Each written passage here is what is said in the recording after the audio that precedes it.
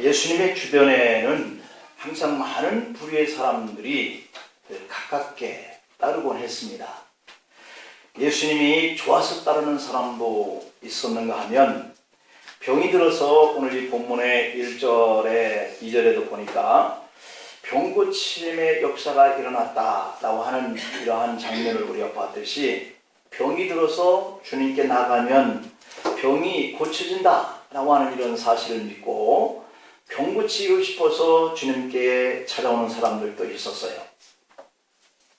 이런 모든 과정은 다 좋은 의미 속에서 주님을 찾는 사람들이라고 볼 수 있어요.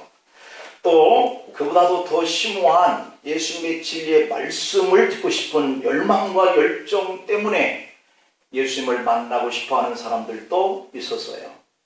그러나 예수님 주변에는 이렇게 주님을 좋아서 따르는 사람과 병을 고치고 싶어서 따르는 사람들, 심오한 주님의 말씀이 듣고 싶어서 그 열정적인 자신의 믿음의 모습을 가지고 따르는 사람들이 있는가 하면, 반면에 주님을 미워하는 사람들도 따랐다. 왜냐하면 어떻게 하면 저 예수를 고발할 그 빌미를 찾을 수 있을까 하는 이러한 목적을 가지고 주님 곁에 따르는 사람들도 있었죠.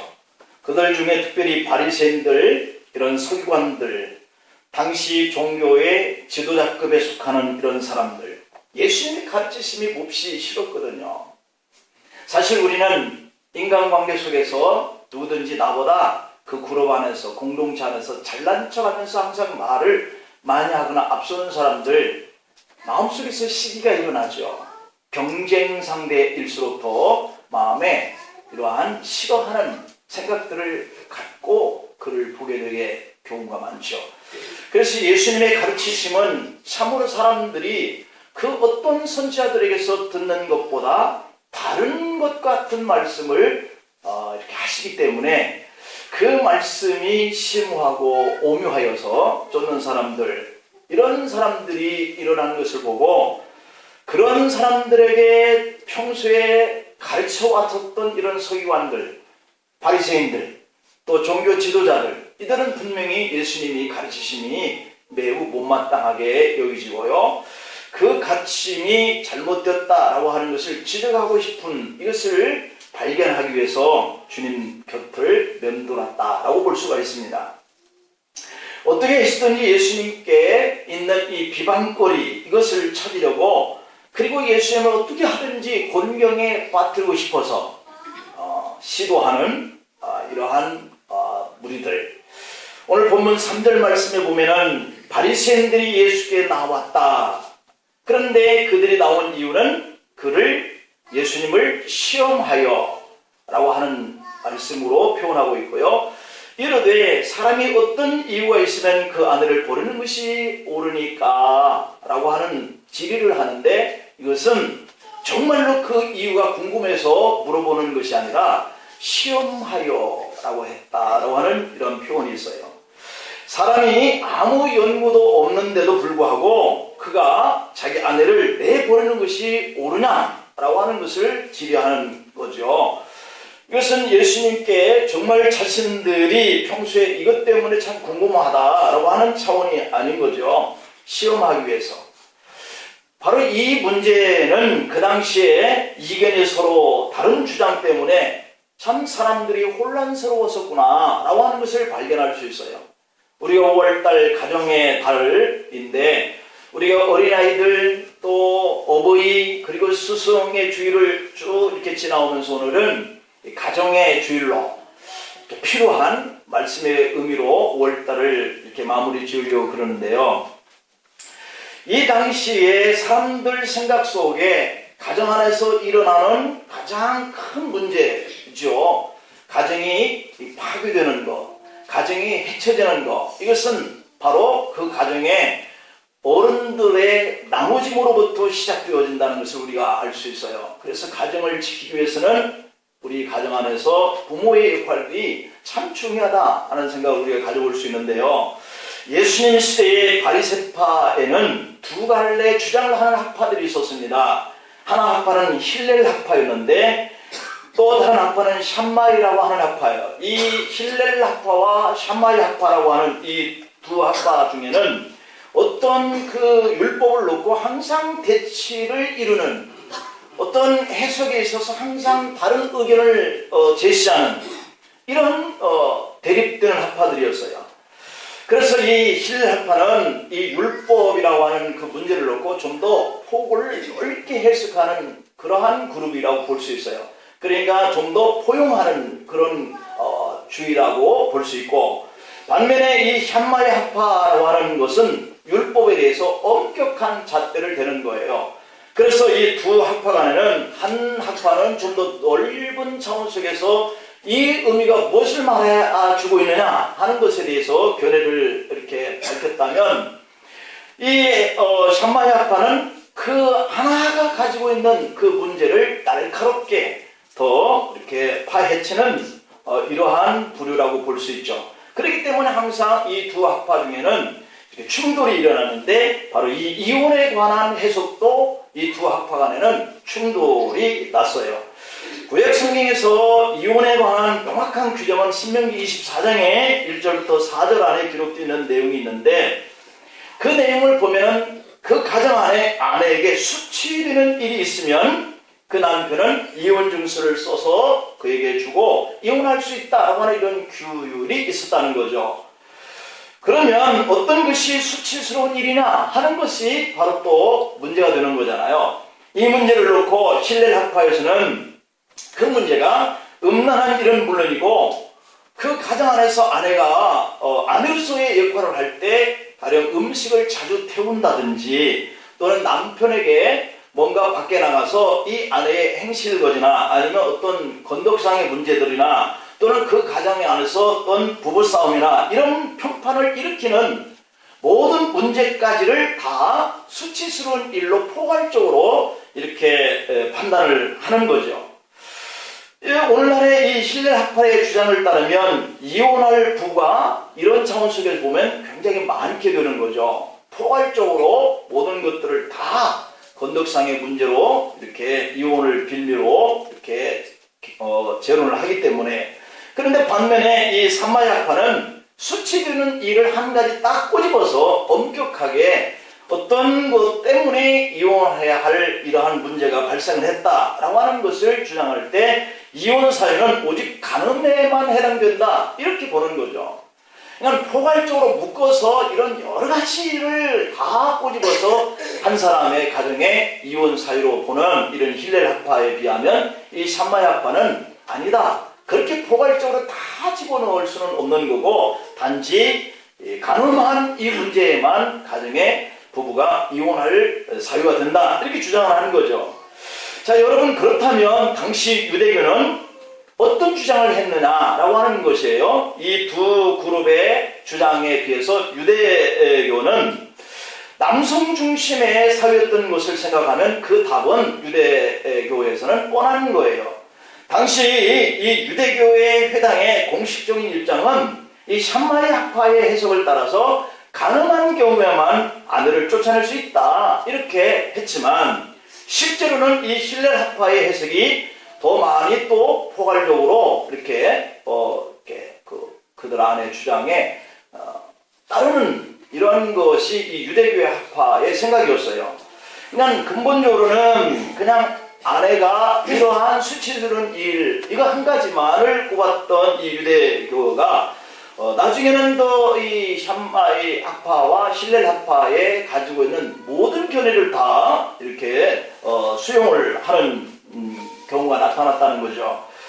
그 이유는 남성 중심의 어떤 견해를 따라서 가정 안에서 일어나는 일을 잣대를 대기 위해서였다. 다시 말하면 남자가 기회만 닿는다면 자기들 하고 싶은 대로 하려고 하다 보니까 이 두 학파의 견해를 다 이렇게 수용을 했다는 거죠. 아내가 죽으면 화장실에 가서 웃는다라고 하는 말이 괜히 나온 말이 아니다 하는 의미가 바로 이런 데서 비롯됐다고 하는 거예요. 이런 이야기가 있습니다. 동갑내기 60세 부부가 결혼 35주년을 축하하고 있었어요. 파티가 열린 곳에 천사가 나타나서 그 부부에게 소원을 하나씩 들어줄 테니 말해보라 그랬다는 거죠. 부인이 먼저 소원을 말했습니다. 자기는 그냥 그동안에 어떤 가정사에서 일을 하는 이런 활동에 굉장히 지치고 피곤하니까 그냥 모든 짐 다 내려놓고 홀로 자유부인이 되어서 세계 일주 여행을 좀 했으면 좋겠다. 이것이 소원이라고 했다고 그러죠. 그랬더니 천사가 지팡이를 한번 흔드니까 세계 여행을 할 수 있는 여행 항공표가 손에 딱 들려졌다는 거예요. 이번에는 남편의 소원을 말했습니다. 저는 저보다 한 30세쯤 젊은 마누라가 있었으면 좋겠습니다. 그랬다는 거예요. 천사는 알았다는 듯이 또 지팡이를 한번 확 휘두르니까 어떻게 됐을 것 같아요? 그 본인이 90세가 되었다는 거 아니겠어요? 그러니까 부인은 여전히 그 나이를 그대로 있고 남편만 확 늙었다라고 하는 거죠. 옛날 우리나라에서도 남자들은 기생집에 출입을 하고 첩을 두고 살면서도 당당했고 여자들은 일고종사다. 그래서 오직 한 남자만을 섬기한다. 이렇게 살아왔던 거죠. 이것이 오늘날의 잣대로 볼 때 얼마나 불평등했겠나 하는 생각을 우리가 가질 수 있잖아요. 그런데도 그것을 당연한 것처럼 여기고 살아왔습니다. 왜냐하면 남성 중심의 사회였기 때문에 그런 거예요. 오늘 본문을 보면은 바리새인들이 아무 연고를 물어나고 아내를 내버리는 것이 옳은 일입니까? 라고 묻는 이 질의는 예수님을 시험케 하기 위해서였다라고 지적하고 있죠. 이 묻는 것은 이 힐렐 학파의 주장이 옳다고 생각하십니까? 라고 묻는 것과 같은 질의였거든요. 그들이 이렇게 묻는 것은 만약에 예수님께서 이 힐렐 학파의 주장을 따른다면 바리새인들은 샤마리 학파의 주장으로 예수님을 공격할 거란 말이죠. 반대로 예수님이 샤마리 학파의 주장을 인정해주고 따른다 하는 말을 한다면 그들은 힐렐 학파의 주장을 앞세워서 예수님을 공격할 거란 말이에요. 그래서 어떤 편에 대한 견해를 가지고 예수님이 대답을 해도 그들은 공격에 대한 빌미를 얻게 될 것이다 라고 하는 거거든요. 그런데 그때 예수님은 사람을 지으신 이가 본래 저희를 남자와 여자로 만드시고 말씀하시기를 이러므로 사람이 그 부모를 떠나서 아내에게 합하여 그 둘이 한 몸이 될지라 하신 것을 읽어보지 못했느냐. 그런즉 이제 둘이 아니요 한 몸이니 그러므로 하나님이 짝지으신 것을 사람이 나누지 못할지니라 이렇게 말씀한 거예요. 곤경에 빠뜨려서 뭔가 꼬투리를 잡기 위해 질문했던 이 바리새인들의 지도자들이 그들의 의도와는 전혀 다른 대답으로 예수님이 말씀하신 거예요. 예수님은 어느 학파의 이론을 따라서 대답하는 것이 아니라 창세기에서 주님이 그들에게 주신 이 율법의 성경의 진리의 말씀대로 대답을 했다는 거죠. 여기서 우리는 예수님의 지혜를 볼 수 있습니다. 예수님은 언제나 그렇게 말씀하셨어요. 곤경에 빠뜨리려고 하는 사람들에게 오히려 할 말을 잃도록 하나님의 말씀으로만 대답한다는 거죠. 한 번은 바리새인들이 예수님을 찾아와서 가이사에게 우리가 세금을 드리는 것이 옳습니까? 아닙니까? 라고 물었어요. 물론 그들은 예수님께로부터 명답을 얻고자 이런 질의를 한 것이 아니라 예수님을 어떻게 했든지 올무에 걸리게 해서 넘어뜨리거나 고발할 의도적인 그러한 목적을 가지고 질의를 한 거죠. 가이사에게 세금을 바치라고 말씀하시면 예수님은 매국노가 되어서 그들이 매국노라고 몰아붙일 것이고 바치지 말라라고 하면 당시의 정치 권력에 반기를 든 정치범으로 몰아세울 거거든요. 어느 쪽으로도 대답할 수 없는 그 상황 속에 몰려있었던 예수님, 그렇게 공경에 빠뜨리려고 하려고 하는 이 자들의 의도적인 이 질의에 예수님이 말씀하신 것은 하나님의 것은 하나님에게, 가이사의 것은 가이사에게 바치라 라고 말씀을 하시니까 이 공경에 빠뜨리려고 의도적인 질의를 했던 이들이 말문이 막혔다고 하는 것 아니겠습니까? 오늘 본문 속에서 예수님의 대답은 이 힐렐 학파와 샤마리 학파의 두 주장에서는 어느 쪽 편을 따를 것이냐 하는 이런 문제 앞에서 오직 성경의 진리를 따라야 한다라고 하는 것을 보여주신 거예요. 예수님은 당시 가장 큰 사회적인 문제 가운데에 이 이혼에 대한 강론을 성경의 원리로 시원하게 풀어주셨다고 볼 수 있는 거죠. 여러분, 여기서 우리가 배워야 할 교훈이 있습니다. 살면서 종종 이렇게도 할 수 없고 저렇게도 할 수 없을 때, 그런 상황에 직면할 때 우리가 선택할 수 있는 길이 뭐냐? 그것은 오직 성경이 우리에게 뭐라고 말씀하시는가? 오직 주님께서 우리에게 이러한 상황에 직면할 때 어떤 길을 따르라고 그러셨는가 하는 것을 우리가 선택해야 해요. 우리의 생각은 자꾸만 현실에 적응하면서 살 수 있는 이런 편을 따라라, 선택하라, 이렇게 마음속에서부터의 유혹이 다가옵니다. 오늘날 문화를 우리가 수용할 그러한 삶을 우리가 살고 있는데, 그 세상의 문화를 우리가 바라보면서도 따라야 할 것과 따라서는 안 될 것들이 성경 속에서 주님이 주시는 말씀 속에 있는 거거든요. 그래서 우리의 선택 기준은 성경이어야 한다. 끊임없이 성경 말씀을 우리가 따르기 위해서는 우리가 성경을 많이 알아야 할 줄 믿습니다. 무엇이 하나님의 뜻이고 어떤 것이 우리가 가야 할 신앙의 길인지 우리가 주님께 묻고 성경 속에서 주신 이 말씀에 해답을 찾아야 할 줄로 믿습니다. 오늘 본문에 나오는 바리새인들은 당시 유행하는 그 학파의 해석을 놓고 자기들이 좋은 쪽으로 선택을 하려고 했던 거예요. 그러나 예수님은 당시 유행하는 그런 학파의 해석을 따르지 않았습니다. 오직 예수님의 관심은 하나님께서 본래 의도하신 목적이 무엇인가 하는 것들을 말씀 속에서 찾아내시려고 했다고 하는 거거든요. 오늘 우리의 선택에서도 어느 길이 옳은가를 판단하기 어려울 때에 가장 먼저 하나님의 말씀에 귀를 기울이시기를 축복합니다. 말씀이 우리에게 세밀한 음성으로 다가올 때 그 말씀이 내 마음속에 이렇게 들지 않아도 그것을 선택할 수 있기를 바라요. 그게 성령의 음성이고 또한 하나님의 기뻐하시는 길인 줄로 믿습니다. 내 마음속에 기도하다가 내가 말씀을 듣는 이 예배 중에 내 마음에 와서 다가오는 부분들이 있다면 그것들을 우리가 선택해야 되는데 그것과 내 생각은 대치된단 말이에요. 그러면 내가 대치되는 내 생각을 내려놓아야 할 줄로 믿습니다. 예수님은 창세기 2장의 24절에 말씀의 비유로 바리새인들의 질문에 대한 대답을 하셨어요. 창조 때 하나님께서 우리에게 주신 이 결혼의 원리는 남자가 부모를 떠나는 것이어야 하고 또 그 아내와 연합하여서 둘이 되는데 한 몸처럼 살아야 한다라고 말씀해요. 오늘 가정을 우리가 생각하면서 오늘 이 말씀이 우리에게 주시는 그런 도전이 있고 또한 우리가 그렇게 살지 못한 이런 가정에는 이미 그렇게 살지 못한 건 어쩔 수 없지만 앞으로 나의 삶에 주어지는 그러한 그 생명의 기간이 있는 동안에는 오늘 이 말씀이 우리의 가정에 하나의 표대가 될 수 있기를 축복합니다. 그러면 우리가 이 말씀 속에 비춰볼 때 건강한 가정의 모습은 어떤 모습이어야 하느냐? 첫 번째로 우리가 성년이 되면 이제 결혼을 해야 하잖아요. 그러면 이 결혼이라고 하는 것은 부모로부터 떠나는 것이다. 로부터 시작되는 것이 가정이에요. 그래서 첫 번째 교훈은 결혼은 부모로부터 떠나는 것에서부터 시작된다. 정신적으로, 영적으로, 경제적으로 독립을 해야 돼요.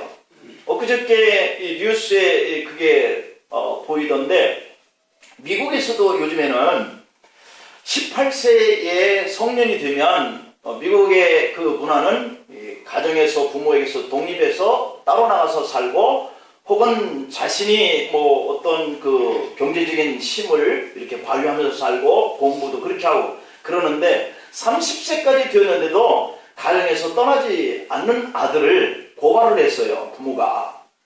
그런데 이 부모가 소송되어진 곳에 부모와 아들이 가 있는 얼굴을 보니까 참 참담한 표정들이긴 해요. 그런데 얼마 전부터 몇 년 전부터 아들에게 독립해서 살 것을 계속 편지로 또는 구두로 이렇게 얘기를 하면서 나아줄 것을 독립할 것을 이렇게 얘기를 했다는 거죠. 그런데도 듣지 않으니까 소송을 했는데 부모가 이겼어요. 나가서 독립해라. 여러분 이것이 바로 오늘 미국 사회에서 얘기하고 있는 의미지만 우리나라의 가정에는 안 그렇잖아요. 마흔이 되어도 가정에서 결혼하지 않는 이 자녀들은 부모의 곁에서 떠나지 않으려고 하니까 소송이라도 우리도 해야 하려나. 우리 문화는 거기까지는 가지 못하고 있잖아요. 어쨌든 결혼은 부모로부터 떠나는 것인데 아직 결혼 안 했으니까 그렇게 하려고 하는지는 모르겠지만 우리의 부모가 자녀들을 그렇게 만들어 놓은 거죠. 두 번째로는 이 아내와 연합하여서 둘이 한 몸을 이루라 그랬어요. 결혼한 남편과 아내는 둘이 아니라 한 몸이다, 하나다. 이 말은 어떤 일이든지 같은 생각으로 결정해야 하는 관계가 되었다고 하는 것을 의미해요. 그래서 가정에서 불화가 일어나는 것은 남편이니까 당신은 내 말대로 들어라 이렇게 하든지, 또는 아내가 너무 강압적이어서 남편의 말에 늘 시시콜콜 대결 구도로 나가게 이렇게 한다든지, 이런 일이 있으면 이게 문제가 생기는 거거든요.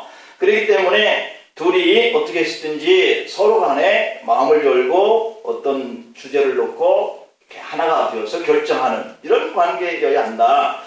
그래서 하나라고 하는 이 말은 서로 다름이 없는 상태를 표현하는 것이거든요. 창세기 2장을 보면 서로 돕는 배필이 된다 이런 뜻이에요. 그러니까 서로 다른 서로의 약점을 보완하고 도와주고 함께 성숙해가는 그런 관계가 둘이 하나가 된다라고 하는 뜻이에요. 거기에는 남편이니까 아내이니까 하는 차별이 없어야 된다는 거거든요. 남편은 여자를 지배하고 또 여자는 남자에게 무조건 복종하는 이런 종속 관계가 아니라 서로를 세워가는 관계여야 한다.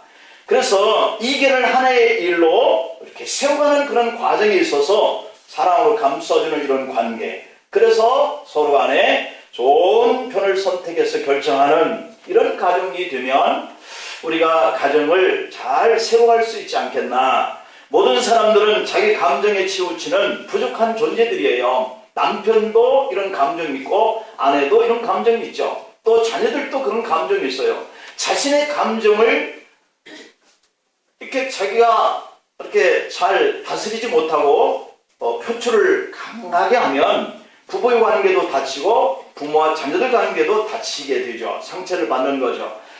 세상에 완전한 사람은 아무도 없잖아요. 서로가 어떻게 부족하기 때문에 그 부족한 것을 서로 메꿔주기 위해서 가정을 세워가고 서로 돕고 이렇게 결혼을 해서 가정을 세우는 것이라는 것을 우리가 이해해야 할 줄로 믿습니다. 미국의 라이프지에 노 부부의 사진이 실렸어요. 그 사진의 제목에는 이렇게 붙어 있어요. 아름다운 참사랑의 모습이라고 이렇게 써 있는데, 그 의미가 이런 이야기가 있어요. 라이프지의 한 기자가 영국을 방문했던 어느 날에 지하철 대합실에 식당에 앉아서 늦은 아침 식사를 하고 있는데 바로 옆자리에 연로하신 노 부부가 서로를 부축하면서 와서 앉더니 마치 소꿉놀이를 하듯이 정답게 서로를 마주보고 있었어요. 남편은 비스켓을 주문하고 아내는 차 한 잔을 주문했어요. 노 부부는 옷차림을 볼 때 참 매우 가난한 부부 같아 보였다는 거죠. 주문한 비스켓과 차가 나오자 남편은 천천히 이 비스켓을 먹기 시작했고 아내는 뜨거운 차를 몇 모금 마시고 남편을 그윽한 눈으로 바라보고 있었어요. 아내의 눈동자를 보니까 얼마나 고요하고 평안하고 사랑이 깃들어 있는지 서로 간에 보는 모습이 너무 아름답더라는 거죠. 자신을 그윽한 눈으로 바라보는 아내를 마주보던 남편은 먹던 비스켓의 반을 아내 앞으로 밀어놓더니 자신의 틀니를 뽑아서 옆에 있는 물컵에 담가 몇 번 흔들더니 냅킨으로 깨끗이 닦아서 아내에게 건네주는 것이었어요. 아내는 그 틀니를 받아 자연스럽게 자기 입에 넣고는 남편이 자기에게 밀어준 비스켓을 먹기 시작하더라는 거죠. 그리고 남편은 아내가 마시던 차를 마시며 맛있게 먹는 아내의 모습을 다정하게 바라보면서 행복해하며 앉아 있었던 거죠. 그 광경을 바라본 이 기자는 코끝이 찡하면서 눈시울이 뜨거워져서 자신도 모르게 그 아름다운 사랑의 모습을 카메라에 담았다는 거죠. 바로 이 장면이 미국 라이프지에 실려 타이틀 제목에 아름다운 참사랑의 모습이라고 올리게 둔 그러한 동기였다는 겁니다. 여러분, 이렇게 아름답고 그림 같은 노년을 함께 만나는 것이 얼마나 큰 행복일까요?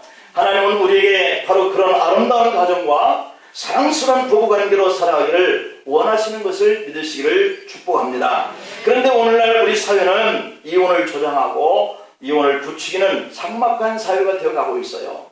불과 몇 년 전만 해도 이렇게 그런 일들이 없었는데 최근에 들어서 이 황혼 이혼이라고 하는 말이 유행하고 있다는 거죠. 늙음하게 부부가 이혼하는 것인데요.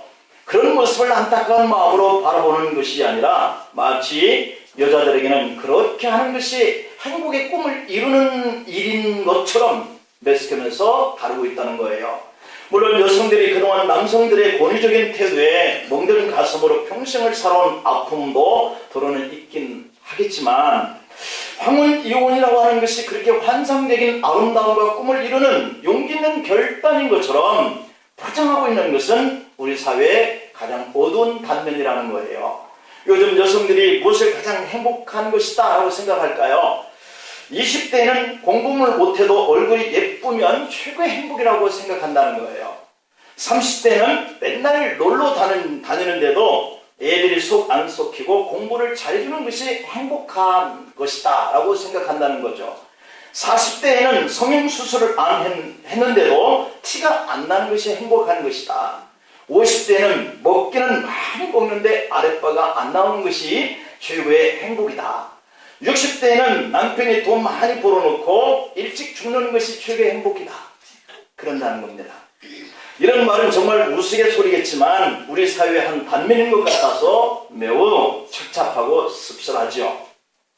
라이프지 기자가 영국에서 보았던 노 부부의 행동이 모든 가정의 부부들이 그렇게 살았으면 하는 바람처럼 그 기사 내용이 오늘날 우리 시대에 신선하고 감동적으로 들리는 것은 어쩌면 우리 사회와 가정들이 그렇지 못한 불행한 모습이 있기 때문이 아닌가 생각해 봅니다.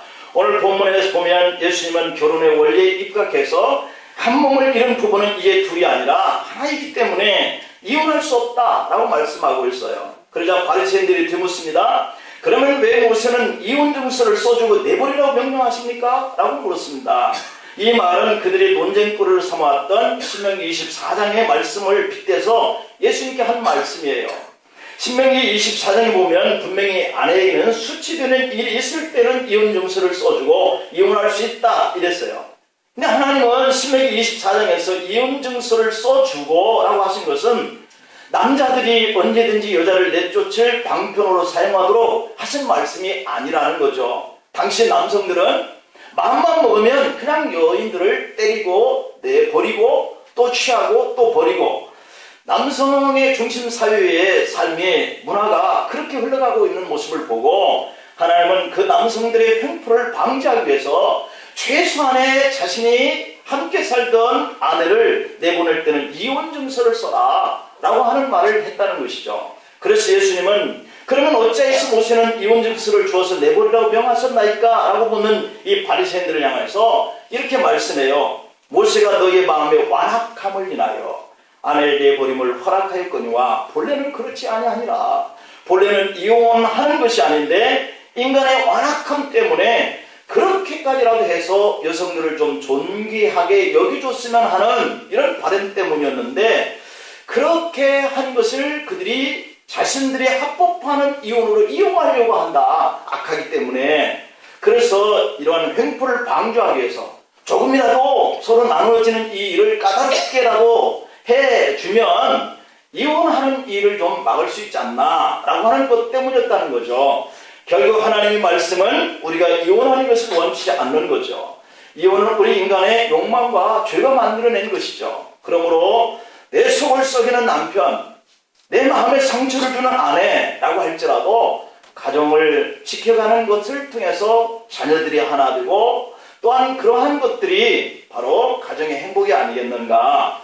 부족한 것이 있기 때문에 둘이 한 몸이 되게 하셨고 실수가 많으니까 부족한 것을 채워가면서 살라고 하신 이 둘이 한 몸이 되게 하는 가정. 틀니를 뽑아서 서로의 입에 끼워주어야만 음식을 먹을 수 있고 비스켓을 하나밖에 살 수 없어서 나눠 먹는 한이 있더라도 그렇게 서로를 배려하고 돕는 것이 가정의 행복이다 라고 하는 것을 우리가 기억하면서 서로 간에 유한이 되고 위로가 되고 그것이 여러분의 가정의 행복과 기쁨이 되어줄 수 있기를 축복합니다. 기도하십니다. 아버지 하나님, 우리들이 살면서 가정을 세워가는데 이 가정에 행복하고 가정에 위안이 있고 또 기쁨이 있고 격려가 있고 서로 간에 협력하여서 하나가 되어지는 이런 질서가 세워지면 그것이 사회와 국가로 이어지는 힘이 될 것을 우리는 늘 의심치 않습니다. 우리가 서로 간에 마음의 감정을 표출하는 것을 우리가 자제하고 하나님께서 어떻게 하든지 둘이 한 몸으로서 좋은 관계를 이루는 것이 가정의 행복이라고 하는 이 말씀을 지켜가면서 우리 가정의 행복이 이웃의 행복으로 이어질 수 있는 5월달을 갈무리할 뿐만 아니라 또한 평생 우리의 생명이 주어지는 그날까지 이러한 가정의 행복과 기쁨이 이어질 수 있도록 우리들이 최선의 노력과 믿음의 모든 말씀을 따르는 순종함이 일어나게 하여 주시옵소서. 예수님의 이름으로 기도하옵나이다.